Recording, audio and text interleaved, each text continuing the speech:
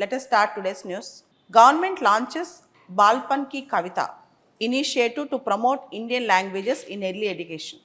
The Ministry of Education, through the Department of School Education and Literacy, has launched the Balpan Ki Kavita initiative to revive and restore traditional Indian rhymes and poems for young children. This initiative aligns with the National Education Policy 2020, which emphasizes high quality early childhood education, multilingualism, and importance of incorporating children's mother tongue into primary education. The Balpan Ki Kavita initiative aims to create a comprehensive compendium of nursery rhymes and poems in all Bharatiya Bhashas as well as in English. See, in Telugu, in our childhood, we used to sing Chandamama Rave, Jabili Rave, and Chitti Chilkamma, Amma Kottinda. These rhymes are missing today in the children. You know why? They will be seeing iPads and playing games and cell phones.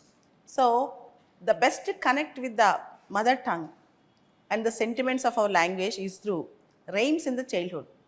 So, Balpan Ki Kavita initiative is an initiative launched by Ministry of Education to promote the quality of connect with the mother tongue through rhymes and poems in the childhood. So, this is a great initiative. Coming back, bird flu could be the next pandemic. American and UK health officials are worrying about bird flu. Particularly with respect to UK, H5N1 has the potential to become a pandemic, a future pandemic, said by British health official. And if you observe from India to America to Britain, bird flu is right now spreading in various countries. And if you see the data related to H5N1 virus, in fall 2020, new H5N1 strain emerges in Europe. In May 2021, H5N1 is detected in red foxes in Netherlands. In January 2022, 80 years old man in England becomes first human case to get the symptoms of H5N1 virus bird flu. In November 2022, China records world's first H5N1 death in farm worker. China records world's first H5N1 death. And coming back, in April 2023, pet dog in Ottawa, Canada tests positive for H5N1. In December 2023, polar bear dies H5N1 near Alaska's northernmost city. In April 2022, a person in Colorado becomes the first US case. And in February 2022, you can see H5N1 strain hits the commercial poultry farms in America and also Peru. And particularly, sea lions in Peru got affected by H5N1 virus.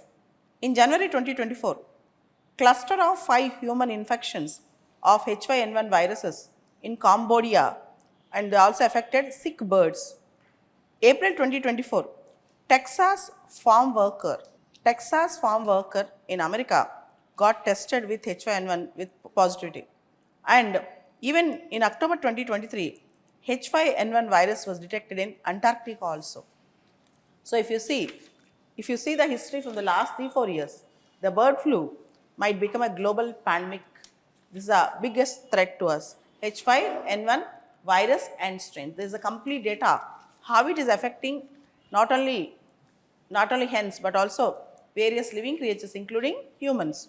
Indian defense production surged to a record high of 1.27 lakh crores in financial year 2023-2024, marking a 174% rise since 2014-15, driven by Make in India initiative. In 2016, we have launched Make in India Defense Initiative, where there is a committee was also appointed under the chairmanship of Dhirendra Singh. So from then on, our defense production surged to an exponential high. According to the report released by the Ministry of Defense, defense exports have hit a record of 21,083 crores in the financial year 2023-2024, expanding 30 times in a decade, with equipment being sent to over 100 countries. Our defense exports are being sent to over 100 countries. India is now targeting rupees 3 lakh crore in defense production by 2029 in a bid to become global defense manufacturing hub. It also aims to jack up exports to up to 50,000 crores by 2029. So this is a very interesting news that is coming up with respect to defense exports, and we are doing it with respect to defense exports. Coming back, the other important news. South Korea faces worst wildfires in the history.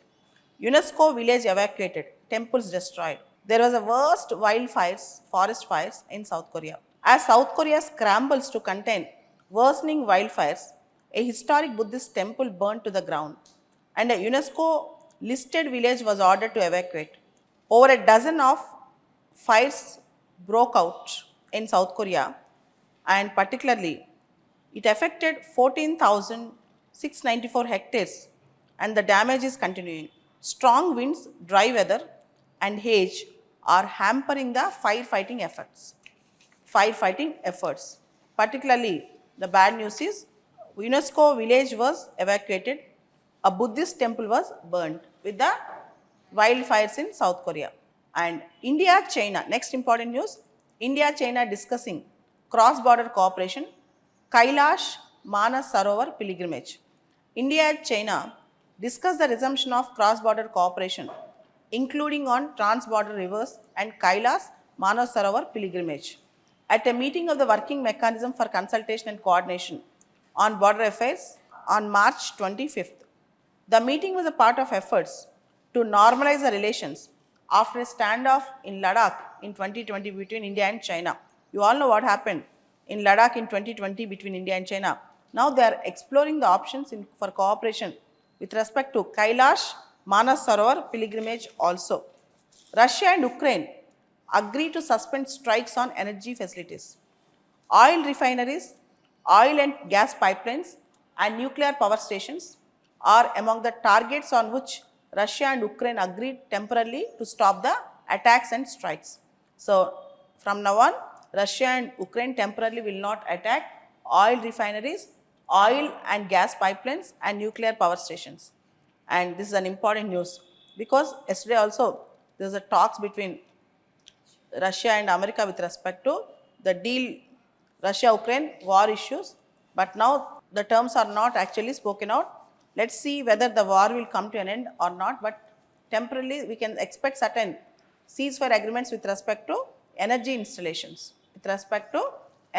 installations. Countries buying Venezuelan oil will face 25% tariffs, Donald Trump. America wants Venezuela to be a liberal democracy. America is eyeing on Venezuelan oil. Still, in the northern part of Venezuela, there's a lot of oil and gas reserves. America wanted to get control over them. And in fact, Donald Trump is again imposing restrictions on Venezuela, and more importantly, whoever purchases gas and oil from Venezuela, they are going to incur the wrath by America. Particularly, America is imposing tariffs on those countries who are purchasing gas and oil from Venezuela. China purchases, Vietnam, India, Singapore, many countries purchases gas and oil from Venezuela. This is a big thing. So, this is a big thing that is coming up from Donald Trump. Donald Trump is particularly alleging that Venezuelan President Nicolas Maduro is infuriating Tren de Aragua, a criminal gang. So, Nicolas Maduro, Venezuelan President, instigating Tren de Aragua, a criminal gang, to do anti-social activities.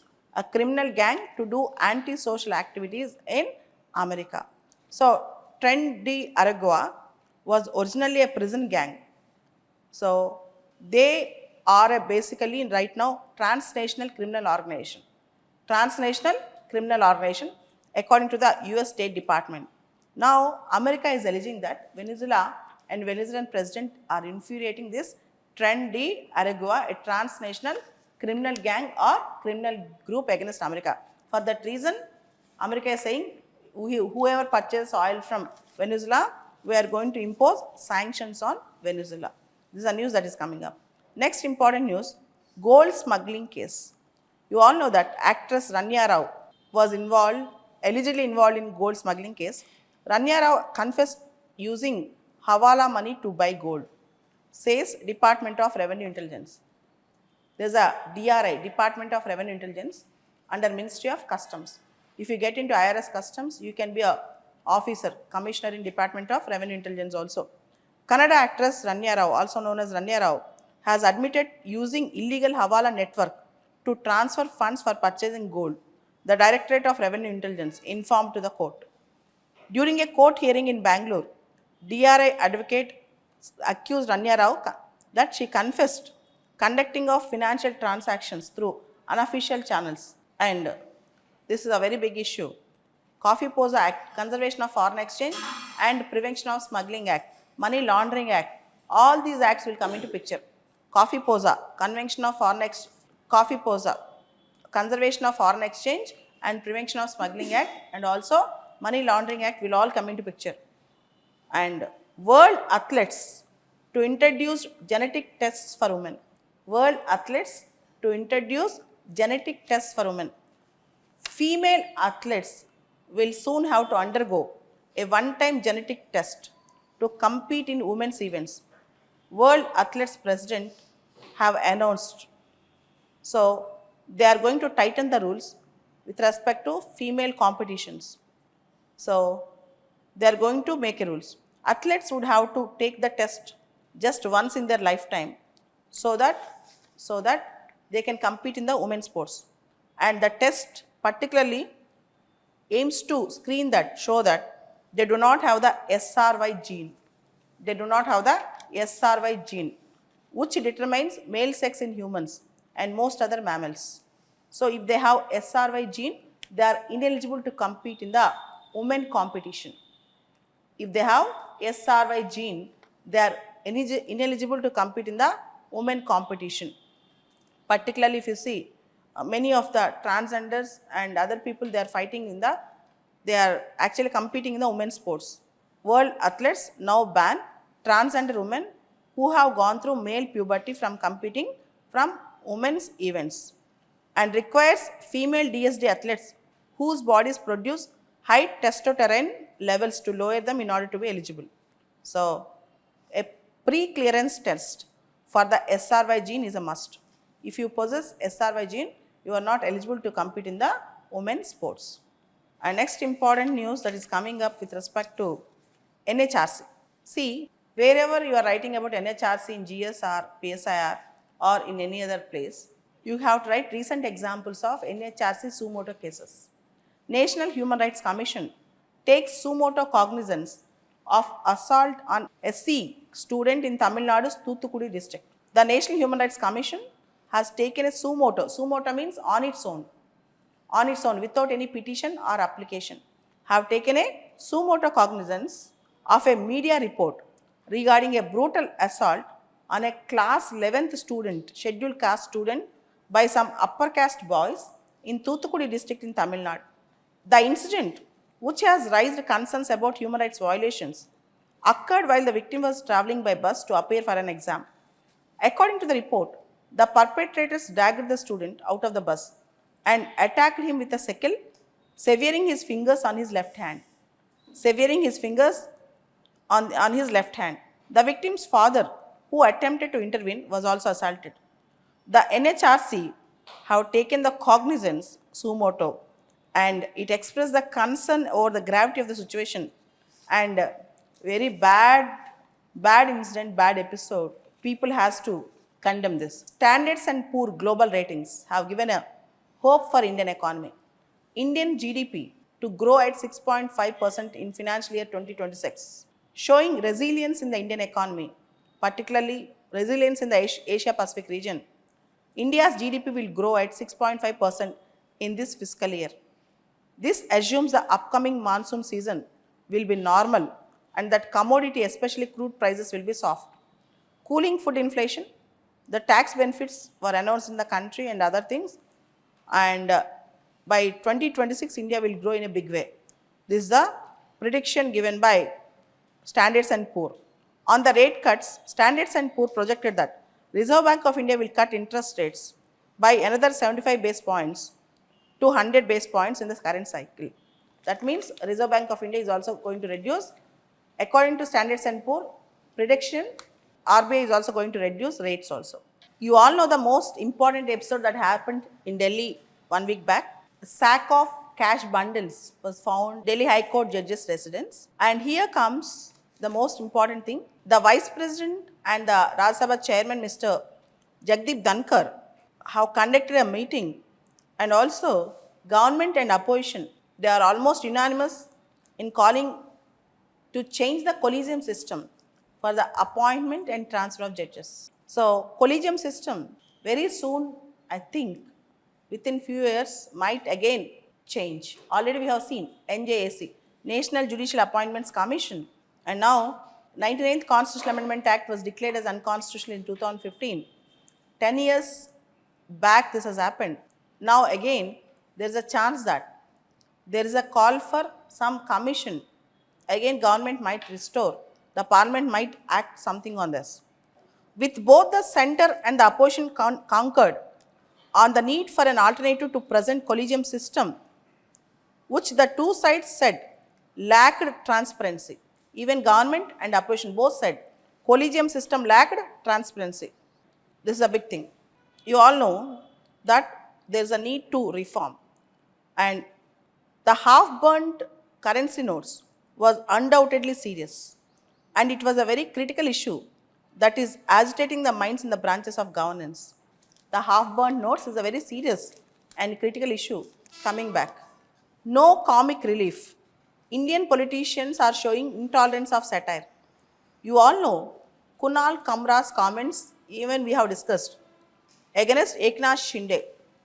And now Maharashtra is showing a tough stance against Kunal Kumral, and entirety of one section of people are asking, demanding apologies from him. The violent reaction to comedian Kunal Kamra's satirical remark about Maharashtra's Deputy CM Eknath Shinde is not merely a sign of rising intolerance. It also highlights how such intolerance can be escalated beyond the police cases into vandalism and open intimidation. Mr. Kunal Kamra's use of the word Gaddar, traitor, in a parody of a Hindu film song, seemingly targeting the unnamed politician's rise, has reportedly offended Mr. Eknath Shinde's supporters and other Shiv Sena members. In a bizarre act of misplaced retaliation, a group attacked Habitat, the studio where Mr. Kunal Kamra had performed, and it is an attempt to impose vicarious liability on the venue instead of the artist. They have attacked Habitat Club. In fact, they have attacked the venue instead of the artist. This is the big thing. And the other thing is about Erdogan. Tayyip Erdogan in Turkey is trying to eliminate the opponents, trying to overpower the opponents. In fact, Tayyip Erdogan and his ruling party, that is AKP, Justice and Development Party, it is showing little tolerance towards dissent. This is a big thing. So they are trying to cull the entire dissent, and particularly his political opponent, Imam Glu, was arrested. His political opponent, Imam Glu, was arrested. And wide-scale protests happened in Turkey, and even the protesters were arrested yesterday. And the other news is about Canadian elections. The Canadian elections shaped by Trudeau and Trump. So Canada is going for snap elections on April 28th. Actually, elections are due in October, but Canada announced snap elections. What do you mean by snap elections? If elections are conducted much earlier than the anticipated date, then it is called snap elections. Canadian politics right now are showing new dimensions. Particularly, two important parties, Liberal Party and Conservative Party, are showing their strength in Canadian elections. The present Canadian Prime Minister, Mr. McCartney, who is considered to be one of the strongest pillars of Liberal Party in the recent past, now will he actually help Liberal Party to gain more votes? Actually, under the Trudeau's leadership, the Liberal Party have strong rebuke or plummet in the minds of the voters. Now let's see whether under the leadership of McCartney, will Liberal Party gain more votes. Behind the political resurgence of Liberal Party, and actually Donald Trump and his foreign policy might influence Canadian elections. Because right now, the internal issues of Canada are not more important than the Donald Trump's rantings on Canada. What he said, Canada should become 51st state of America. We will impose tariffs on Canada. He is trying to intrude into the affairs of Canada. For that reason, now things might change in the Canadian elections and Liberal Party might show better things in the elections. Competitive exam సంబంధించి ప్రత్యేకంగా civil services exam సంబంధించి ఏ option choose చేసుకోవాలి, preparation ఎప్పుడు start చేయాలి, ఏ books refer చేయాలి, ఇలాంటి doubts ఉంటే CSBIS అకాడమీని contact అవ్వచ్చు. దీనికి సంబంధించి నా పర్సనల్ అపాయింట్మెంట్ ఈ వీడియో పైన డిస్ప్లే అవుతున్న కాంటాక్ట్ నెంబర్కి ఫోన్ చేసి తీసుకోవచ్చు.